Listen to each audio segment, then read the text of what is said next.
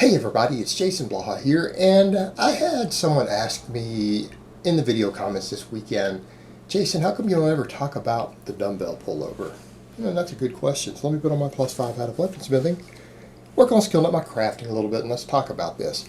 It's always funny when people ask this stuff. They'll ask about some specific lift. They'll do that all the time, and in this case it was a pullover. Another time it might be a hack squat.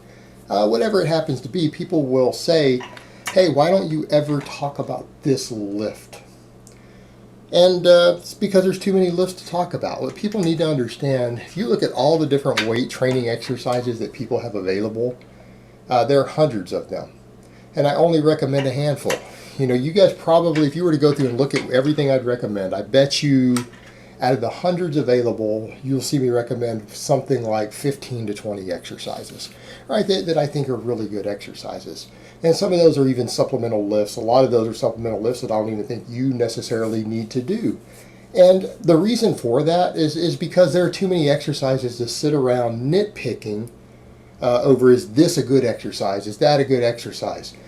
There are a number of exercises that are just vastly superior to most other exercises, and for the majority of people are probably going to get them better results, barring some sort of sport-specific training, some sort of weak point training. And that weak point, it doesn't mean always what you think it means. It doesn't have to be an aesthetic weak point. It can be a performance weak point. So this is stuff that we need to consider, is that most people honestly only need about 6 or 7 exercises to build all of your base building.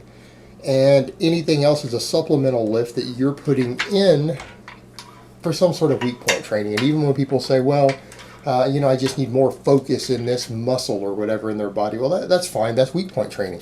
You would only need more focus in a given muscle beyond your basic stuff that you're doing if it actually is a weak point. And in which case it makes sense. It makes sense to give it extra work. I mean, that's reasonable. That's logical. You can't knock that idea. So I basically have lists of exercises that I think are really good superior exercises, that they're generally going to give you better results than most of the other stuff people can come up with for the same purpose. And then I have really bad exercises that I say you should never do these. They're stupid, they're ridiculous, they'll get you hurt, or they're so vastly inferior that they shouldn't even be considered. And things like above the knee rack pulls fall into that later category. That's a perfect example. A lot of machine work, a lot of efforts to attempts to isolate muscles unnecessarily. But the thing is, you notice I still say, hey, there are types of curls and types of skull crushers that are still multi-joint movements. They're great muscle builders. So it's not even like all movements that some people consider isolation. But I mean, another one, a leg extension, that's another exercise that I would consider to be damaging to the body with very, very little payout for it. It's an exercise that I would never suggest anyone do, other than outside of a physical therapy area in which it has been prescribed by a physical therapist who's monitoring what you do. It's not an exercise someone should be doing on their own for muscle or strength, right? I just don't. It's a physical therapy exercise and used in a very specific context with loading. So, I mean, there's different exercises that are bad exercises, and then I have good exercises, and everything else falls somewhere in between. And the exercises that fall somewhere in between, I just don't think deserve their own discussion. Why should they? People will say something like a pullover, and it's like, well, what do you think you're going to do with a pullover that you're not going to get from doing bench presses and dead hang pull-ups? Like, what do you think that you're going to get from it? Nothing.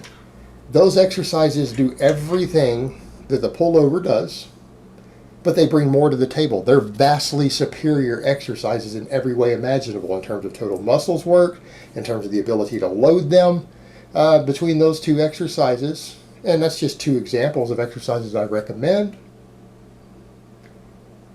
You do everything you would ever want out of, say, a pullover, and then some.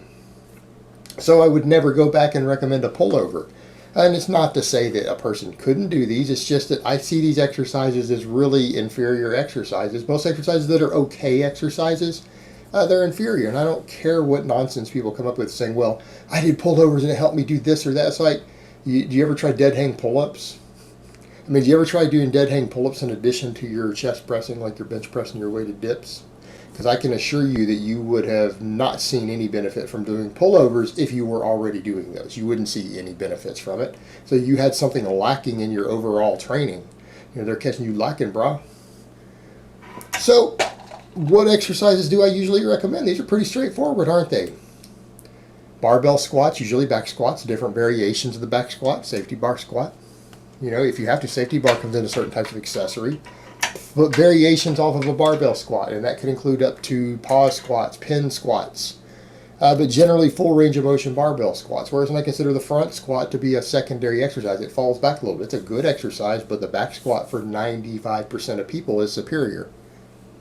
Not everyone needs to be front squatting. Some people can benefit from it as a secondary exercise. It's not a great primary exercise. So that's kind of the point we get back to of what are great exercises versus what are good or okay exercises. And they can fall further down that spectrum to where they're an okay exercise. You might see some benefits, but it doesn't mean that they're worth programming. So it's the same thing. What exercises are good then besides the squats? Any sort of deadlift. And that's a wide variety of lifts. When we talk about a deadlift, we could be talking about a conventional, sumo, a snatch grip, a deficit deadlift. You know, there's a lot of variations there. A lot of variations. Trap bar deadlifts, right? These are all useful exercises. Any sort of bench press. Not the decline, by the way. The decline is almost its own topic. I should probably give that its own video. I'll do that maybe later today. Flat bench. Closed grip bench, incline bench, floor press, right? Standing barbell presses. Standing barbell presses, whether it's the strict press, the push press. Rows from the floor. I don't recommend rows standing, rows from the floor. Whether it's a pin lay type row, barbell row, even a T-bar row. Those are great exercises. Great exercises. All of your Olympic lifts, snatching, cleaning, all of that stuff. These are good exercises. Weighted body weight exercises, weighted dips, weighted pull-ups, weighted chin-ups, weighted glute ham raises. These are what I'm talking about when I say effective exercise. These are exercises that use very large amounts of muscle mass. They build large amounts of muscle and strength. And in some cases, there are other exercises that might have value. As secondary lifts, certain types of arm work can have value. There are times when certain types of additional shoulder work can have value. But again, I would come back to the point of if you're doing a lot of, say, snatching and high pulls and stuff like that, and you're doing standing pressing, odds are your shoulders are not going to be a weak link for you. Any part of your shoulder girdle. I don't care whether it's one of these heads of your delt or your traps. But even all that stuff can actually be built on just the other basics. So what we get into is this whole idea that not every exercise is particularly useful. And, then people will say things like, well, I got value out of this. Well, that's fine. Maybe you did. It's not saying that these other exercises that fall outside of that category that aren't really great exercises, but they're not bad exercises either. Sure, you can use them. You can see benefits doing them. You can see gains doing them. But generally speaking, anything you're trying to do with these exercises, like the pullover or like the hack squat or whatever you're looking at, everything you're trying to do with these other exercises I don't ever discuss, you can probably do better and get more benefits by doing the main exercises that I recommend. So for me, if there's an exercise that isn't a big barbell movement or a weighted body weight exercise, like any stuff that you would do in calisthenics, but you have the ability to add weight to your body, any movement like that, those are generally going to be your go-tos. And personally, any exercise that doesn't fall into one of those two categories, and some that do fall in those categories aren't any good. I mean, there are examples, I've given examples of barbell lifts that suck. But if it doesn't fall in one of those two categories, it just better be a damn good exercise for people to waste their time doing it. And again, it's not about what you think is fun, because some people just enjoy doing a certain exercise. And here's what I would say. All right, so you have an exercise that doesn't fall into that category. And this is where I'm not as dogmatic about it as people think. You have an exercise that doesn't fall into that category, but you really enjoy doing it. You really enjoy doing it. You enjoy it. It's fun. You feel like you get something out of it, and it doesn't seem to be harming you or taking away from your other training recovery.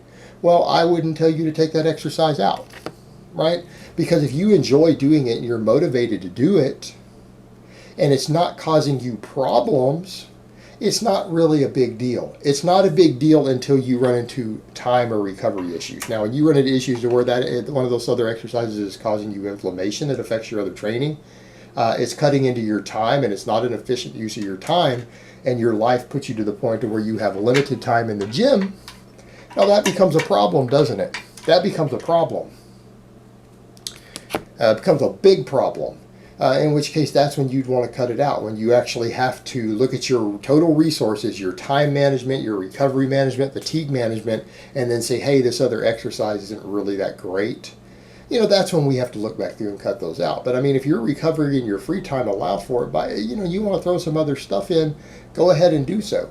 Just be aware of how it's affecting your programming. But as I said before, for me to actually endorse an exercise that doesn't fall into one of those two categories I listed, a big barbell movement or a weighted body weight exercise, it better be bringing something special to the table. It better be bringing something special to the table. And there are little ones out there that exist like that, such as certain types of tricep extensions, certain band exercises like band face pulls. Those are things that fall outside of those categories that do have merit and do have uses, and so I'll endorse those.